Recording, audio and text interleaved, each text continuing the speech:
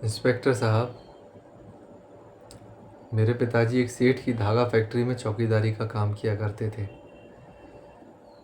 मेरे पिताजी सीधे साधे इंसान थे, ईमानदारी से अपना काम करते थे, कभी किसी को शिकायत का मौका नहीं देते थे। सुबह घर से चुपचाप निकलते थे और शाम को चुपचाप वापस आ जाया करते थे। वो इतनी मेहनत करते थे हम लोगों के लिए, मेरी बहन की शादी के लिए, उसकी पढ़ाई के लिए, मेरी पढ़ाई के लिए, हम सब के लिए मेहनत किया करते थे।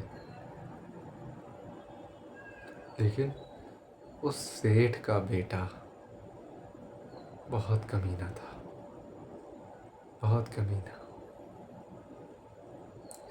वो फैक्ट्री से माल चुराया करता था और उस माल को बाजार में बेच दिया करता था, और उस माल से जुआ, दारू, शराब, अय्याशी किया करता था।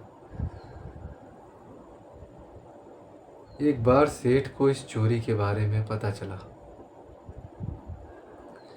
तो उस कमीने सेठ के बेटे ने इस चोरी का इल्ज़ाम मेरे सीधे साधे पिताजी पर लगा दिया,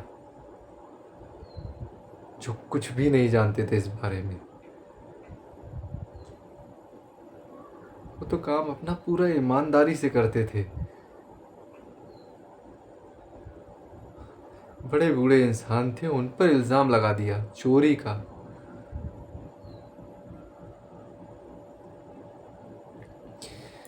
मेरे पिताजी इस इल्ज़ाम को सही नहीं पाए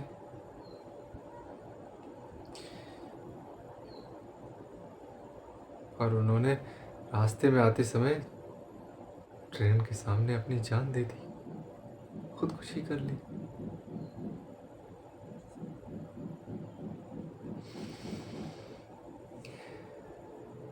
इसीलिए मैंने उस सेठ और उसके उस कमीने बेटे को जान से मार दिया,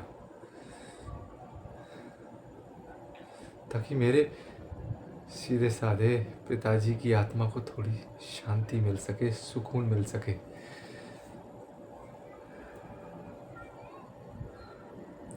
इंस्पेक्टर साहब, अगर आपके साथ ये सब कुछ हुआ होता, अगर आप मेरी जगह होते तो आप क्या करते?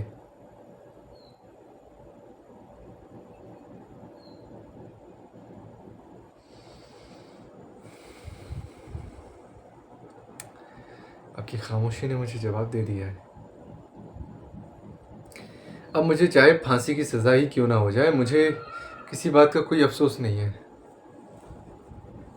क्योंकि मैंने जो भी कुछ किया है बिल्कुल सही किया है। और ये बात आप भी अच्छी तरह जानते हैं कि मैं सही हूँ, चाहे कानून मुझे फांसी की सज़ा अभी ही दे दे, मुझे कोई फ़र्क नहीं पड़ता।